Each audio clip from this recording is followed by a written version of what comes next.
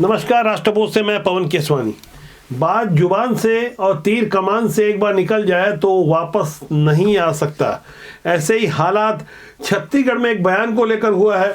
चरणदास महंत वैसे तो सुलझे हुए नेता कहलाते हैं, लेकिन जैसे ही उन्होंने कहा कि महाराज की अगुवाई में सरकार बनाने के लिए चुनाव लड़ेंगे, गौर कीजिएगा, यहाँ उन्होंने सरकार बनाने की बात कही थी। बाद में पार्टी आला कमान और अन्य दबाव के बाद वो कहने लगे, मीडिया ने उनकी बात को तोड़ मोड़ कर पेश किया है, मैंने तो ऐसा नहीं किया था, और तमाम तरह की वो सफाइयां आने लगी। इसके बाद भूपेश बघेल का भी बयान सामने आता है, टीएस सिंहदेव का भी बयान सामने आता है, कुछ और बयान भी सामने आते हैं। लेकिन कांग्रेस के अंदर खाने जिस तरह की गुटबाजी और रस्साकशी चल रही है, उसे लेकर कुछ नई तस्वीर उभर कर सामने आ रही है। कांग्रेस के अंदर खाने चर्चा इस बात की है कि क्या भूपेश बघेल भारतीय जनता पार्टी के लिए नए अजीत जोगी बनने जा रहे हैं। ये बातें कोई और नहीं बल्कि कांग्रेस के ही जिम्मेदार नेता, जो खुलकर भूपेश बघेल के सामने ऑन कैमरा कहते रहे, वो नेता दूसरी पंक्ति के थे, अब पहली पंक्ति से भी एक सुगबुगाहट आने लगी है। चरणदास महंत नेता प्रतिपक्ष हैं, बड़ी जिम्मेदारी के साथ जब उन्होंने बातें कही तो उसके अर्थ को भी अच्छी तरह से समझते थे, कोई टंग स्लिप नहीं हुआ था। जानबूझकर पूरे होशो-हवास में चरणदास महंत ने जो बातें कही, क्यों कही, अंदर खाने की कुछ बातें हम गहराई से समझ पा रहे हैं। पहले चरणदास महंत की उन बातों को सुने, उसके बाद डैमेज कंट्रोल को भी हम समझने की कोशिश करेंगे। हमेशा गोकुल में हुआ है, सरगुजा के नेतृत्व में हुआ है, बस्तर के नेतृत्व में हुआ है। हम साथ रहेंगे, महाराज की अगुवाई में चुनाव लड़ेंगे, निश्चित रूप से हमारी सरकार बनेगी, कांग्रेस की सरकार बनेगी, प्रदेश में फिर कांग्रेस की। तो आपने गौर किया होगा, उन्होंने अपने बयान में साफ तौर पर सरकार बनाने की बात कही थी। सरकार से आशय साफ है, विधानसभा चुनाव के बारे में ही चरणदास महंत ने सोच समझकर टीएस सिंहदेव के बगल में बैठकर ये बातें कही थी। लेकिन जब उन्हें लगा कि अंदर का दंगल कुछ और ज्यादा उभर कर नजर आ रहा है, तो मेकअप करने लगे, पत्रकारों पर ही बरस पड़े, कहने लगे मेरे बयान को तोड़ फोड़ कर आपने पेश किया है। बयान चल रहा है कि टीएस सिंहदेव के नेतृत्व में अगला चुनाव लड़ा जाएगा, क्या टीएस सिंहदेव सीएम फेस होंगे? मैंने तो ऐसा नहीं कहा। मीडिया में बयान चल रहा होगा, आप लोगों ने चलाया होगा। अगर नगर निगम का चुनाव हम लोग जीतेंगे इनके नेतृत्व में, इन्हीं के नेतृत्व में हमें विधानसभा का चुनाव लड़ना है, सामूहिक नेतृत्व में हम लोगों ने चुनाव लड़ा है, तो उसमें तो टीएस सिंहदेव का भी फेस था, भूपेश बघेल का फेस था, चरणदास का फेस था, अध्यक्ष का फेस था। तो आप लोग किस तरह से उसको तोड़ मरोड़ के पेश करना चाहते हैं चुनावी सत्र? तो बात सरकार से लेकर अंबिकापुर तक आ गई। जो उन्हें कहना था कह चुके थे, लेकिन अब देर हो चुकी थी। बारी अब भूपेश बघेल की थी। भूपेश बघेल सामने आए, थोड़े खिसियाए हुए थे, लेकिन अपना गुस्सा चबा कर कहने लगे, ऐसा कहने का अधिकार किसी को नहीं है। देखिए, यदि उनके खड़गे जी से या वेणुगोपाल जी से बात हुई होगी तो मुझे नहीं मालूम, क्योंकि ये काम हाई कमान का है। और उनकी यदि बात हुई होगी मान जी की, क्योंकि वो वरिष्ठ नेता हैं, वो जाते रहते हैं, यदि उनके तरफ से कहा गया कि आप इस प्रकार से घोषणा करने के लिए आपको अधिकृत करते हैं और उसके तहत वो किया होगा तो मुझे नहीं मालूम। नहीं तो मतलब प्रदेश में इस प्रकार से घोषणा करने को किसी का अधिकार नहीं है। तो ये वो भूपेश बघेल हैं जो कह रहे थे कि ऐसी घोषणा करने का अधिकार किसी को नहीं है। दरअसल ये सफाई तो आनी थी टीएस सिंहदेव बाबा की ओर से, उन पर भी कुछ दबाव पड़ा होगा या वो समझ चुके थे कि उनकी सफाई बहुत जरूरी है, इसलिए टीएस सिंहदेव की भी सफाई सामने आ गई। लेकिन बदले हुए हालात में पुराने मंत्री अमरजीत भगत तो सीधे पलटी मार गए भूपेश बघेल खेमे से अलग। उन्होंने साफ तौर पर कह दिया कि चरणदास महंत को ही अधिकृत किया गया होगा। महंत जी का ये बयान मेरे ख्याल से हाई कमान ने कहा होगा, इसलिए उन्होंने ऐसा दिया है। बाकी बात चरणदास महंत जी ही बता सकते हैं कि हाई कमान से क्या बात हुई है। दरअसल बाबा अच्छी तरह से जानते हैं कि इस वक्त मोक्षित कारपोरेशन वाले मामले में जहां वो फंसे हुए हैं, दवा और उपकरण घोटाले वाले मामले में जिस तरह से जांच एजेंसियों का शिकंजा और मजबूत होता जा रहा है, पता चल रहा है कि ये घोटाला 2,500 करोड़ तक का है। अभी जो कारोबारियों की गिरफ्तारी हुई है और जिस तरह से पुराने स्वास्थ्य विभाग के अधिकारियों से पूछताछ हो रही है, जांच की आज पुराने स्वास्थ्य मंत्री टीएस सिंहदेव तक भी आ सकती है। इसलिए टीएस सिंहदेव को बहुत जरूरी है कि हर बयान संभल कर दें और खासकर भूपेश बघेल से खुली नाराजगी तो बिल्कुल ना लें। महंत जी ने जिस बात को कहा, उन्होंने कहा कि अलग अलग क्षेत्र से जैसे हम लोगों ने 2018 में मिल के काम किया था, सबकी अगुवाई में किया था, टीएस बाबा की भी अगुवाई में किया था, महंत जी की भी अगुवाई में किया था, भूपेश जी की भी अगुवाई में किया था, सबके नेतृत्व में हमने मिलके किया था। तो टीएस बाबा का जो उन्होंने नाम लिया है उसी संदर्भ में लिया है।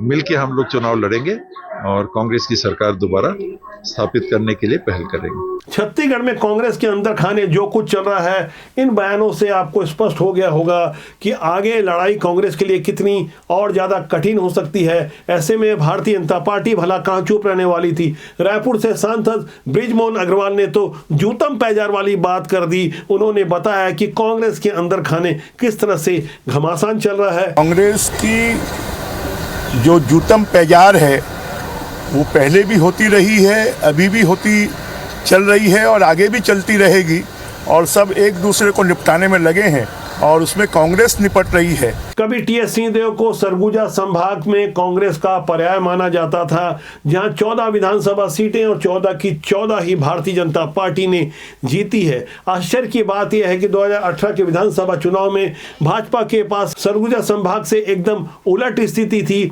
ऐसे हालात में सरगुजा से भारतीय जनता पार्टी के कद्दावर नेता रामानुजगंज के विधायक और मंत्री रामविचार नेताम ने पुराने जख्मों पर हाथ रखते हुए यह समझाने की कोशिश की कि 5 साल तक भ्रम में रहेंगे। दरअसल रामविचार नेताम ये समझाने की कोशिश कर रहे थे कि टीएस सिंहदेव के सामने सत्ता की थाली परोसकर किस तरह से खसका ली गई। टीएस बाबा इसी भ्रम में जिए 5 साल और 5 साल तो उनको यही लालीपाप दिखाते रह गए। कांग्रेस वाले तो इसी ठगते हैं, ये कांग्रेस की रीति नीति यही है। रामविचार नेताम जिस रामानुजगंज से विधायक चुनकर आए हैं और मौजूदा समय में छत्तीसगढ़ की भाजपा सरकार में जिम्मेदार मंत्री हैं, वो लॉलीपॉप वाली बात कहते हुए जब हंस रहे थे तो दरअसल ये हंसी उस बात का एहसास करा रही थी कि उसी रामानुजगंज के एक बृहस्पति सिंह विधायक हुआ करते थे। 10 साल तक विधायक थे। उन्होंने ही सबसे पहले सरगुजा में कांग्रेस का पर्याय बन चुके टीएस सिंहदेव जो मुख्यमंत्री थे, उन्हें जुलाई 2021 में आईना दिखाने का काम किया था, या यूं कहा जाए कि उनसे आईना भूपेश बघेल और उनकी टीम ने दिखाया था। ये हालात तब निर्मित हुए थे जब 2.5 साल भूपेश बघेल मुख्यमंत्री बन चुके थे। अब शर्त के अनुसार बारी जब टीएस सिंहदेव की थी तो अचानक बृहस्पति सिंह को तैयार करवाया गया और टीएस सिंहदेव के विरुद्ध उनकी हत्या कराने का एक बयान दिलवाया गया। गौर करने वाली बात है कि जिस 24-25 जुलाई 2021 की तारीख को यह बयान दिलवाया गया था, तब अचानक कांग्रेस के 17-18 विधायक प्रेस कॉन्फ्रेंस में एक ही दिन में आ जाते हैं और पूरी तैयारी के साथ यह समझाने की कोशिश करते हैं कि किस तरह से टीएस सिंहदेव बृहस्पति सिंह की हत्या करवाने वाले थे। ऐसे बेहद संवेदनशील और गंभीर बयान के बाद टीएस सिंहदेव ने चलते विधानसभा से वॉकआउट किया था और उस समय वो पार्टी आला कमान को भी यह समझाने की कोशिश कर रहे थे कि जब तक उनके विरुद्ध लगे हुए आरोप वापस नहीं हो जाते तो विधानसभा में पांव नहीं रखेंगे। हालांकि उस समय कांग्रेस के प्रभारी पीएल पूनिया और अन्य कांग्रेस के वरिष्ठ नेताओं की पहल पर बृहस्पति सिंह माफी मांगने को तैयार हो गए थे, लेकिन वो भेद खुल गया जिसकी अगुवाई भूपेश बघेल कर रहे थे, उनकी टीम कर रही थी। टीएस सिंहदेव को बार बार दिल्ली जाकर यह समझाना पड़ा कि 2.5 साल अब उनकी बारी है, लेकिन संख्या बल के आधार पर भूपेश बघेल जिस तरह की सत्ता चला रहे थे, जिसकी परिणति आज तक कांग्रेस भुगत रही है। ढेर सारे घपले घोटालों के अलावा भूपेश बघेल स्वयं भी आरोपी हैं और उनके नेतृत्व उनकी पहल पर विधानसभा के बाद लोकसभा और अब जिस तरह से त्रिस्तरीय पंचायत चुनाव और नगरीय निकाय के चुनाव लड़े जा रहे हैं, परिणाम तो कुछ दिनों के बाद आएंगे, लेकिन पहले से ही जो संभावना प्रकट की जा रही है, यहां कांग्रेस की स्थिति बहुत पतली हो चुकी है। ऐसे हालात में पार्टी आला कमान को भी ये अच्छी तरह से समझ में आ गया है कि भूपेश बघेल को अब बहुत ज्यादा बर्दाश्त नहीं किया जा सकता था। ऐसे में कांग्रेस के अंदर खाने भूपेश बघेल को पुराना वाला अजीत जोगी माना जा रहा है, जिनके नेतृत्व में एक के बाद एक कांग्रेस 3 विधानसभा चुनाव हारती रही। ऐसे हार के बावजूद अजीत जोगी की ताकत कम नहीं हुई। यहां तक झीरम कांड के बाद भी अजीत जोगी में काफी दमखम बचा हुआ था। शरीर से वो कमजोर हो चुके थे, लेकिन जिस तरह से उस समय की रमन सिंह सरकार के साथ तालमेल बिठाकर मधुर संबंध के साथ भारतीय जनता पार्टी के लिए बहुत अनुकूल वातावरण लगातार बना रहे थे, वैसे ही कुछ आरोप अब भूपेश बघेल के विरुद्ध लग रहे हैं। अजीत जोगी से जुड़ा हुआ एक वाकया याद आता है। वो तारीख थी 29 जुलाई 2016 की, जब अजीत जोगी मुख्यमंत्री निवास के बाहर प्रदर्शन करने पहुंचे, जब उन्हें सुरक्षा बल ने हटाने की कोशिश की, मिन्नतें की और वो नहीं माने, बल्कि सीएम हाउस के बाहर जमीन पर लेट गए। करीब 3 घंटों तक ये पॉलिटिकल ड्रामा चलता रहा और सीएम हाउस के अंदर से मुख्यमंत्री की पत्नी वीणा सिंह ने फोन करके उनके लिए चाय भिजवाई। और ऐसे मधुर संबंधों के कारण कांग्रेस आला कमान कहीं ना कहीं अजीत जोगी को और ज्यादा संदेह की निगाह से देखने लगा था। और उसके बाद अंतागढ़ उपचुनाव में जो कुछ हुआ, जिस तरह से आवाजें निकलकर बाहर सामने आई, जिस तरह से ऑडियो क्लिप सामने आए, तो एक बहाना मिल गया और बड़ी मुश्किल से पहले अमित जोगी, उसके बाद अजीत जोगी को पार्टी से बाहर का रास्ता दिखाया गया। कांग्रेस के अंदर खाने छत्तीसगढ़ में ऐसे कुछ कड़वाहट भरे हालात भूपेश बघेल के लिए भी हैं। बहुत सारी चीजें मीडिया में खुलकर सामने नहीं आती।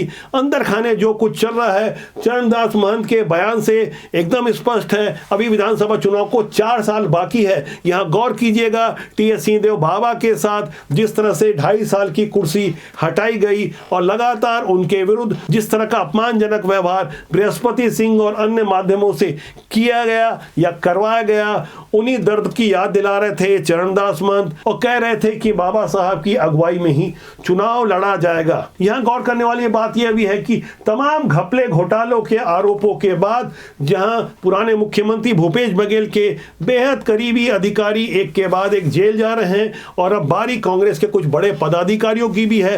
रामगोपाल अग्रवाल से लेकर तमाम ऐसे पदाधिकारी इन दिनों काफी परेशान हैं। कुछ लोग गायब हैं, कुछ लोग भूमिगत हैं, जो कि ईडी के अलावा सीबीआई के भी रडार में हैं। लेकिन भूपेश बघेल जो महादेव सट्टा वाले मामले में तो नामजद आरोपी हैं, 508 करोड़ की एक्सटॉर्शन मनी लेने के गंभीर आरोप हैं। ऐसे ही कई अन्य आरोपों के बावजूद भूपेश बघेल की अभी तक जो गिरफ्तारी नहीं हुई है, इसे लेकर कांग्रेस के अंदर ही अलग किस्म की फुसफुसाहट है। चर्चा इस बात की है कि कहीं कोई फिक्सिंग हो गई, कहीं कोई सेटिंग हो गई। आखिर क्या कारण है कि सत्ता परिवर्तन हुए 13 महीने हो गए और एक के बाद एक पुराने आरोप मजबूती से खुद को साबित कर पा रहे हैं। और अब तो 2017 वाला फर्जी सेक्स सीडी वाला मामला भी काफी मजबूती के साथ सामने आ रहा है। सीबीआई ने जहां पहले मांग की थी कि इसकी सुनवाई राज्य के बाहर हो, सत्ता परिवर्तन के बाद अब हालात बदल चुके हैं, सबूत भी सामने आ रहे हैं, गवाह भी काफी मजबूती से खुद को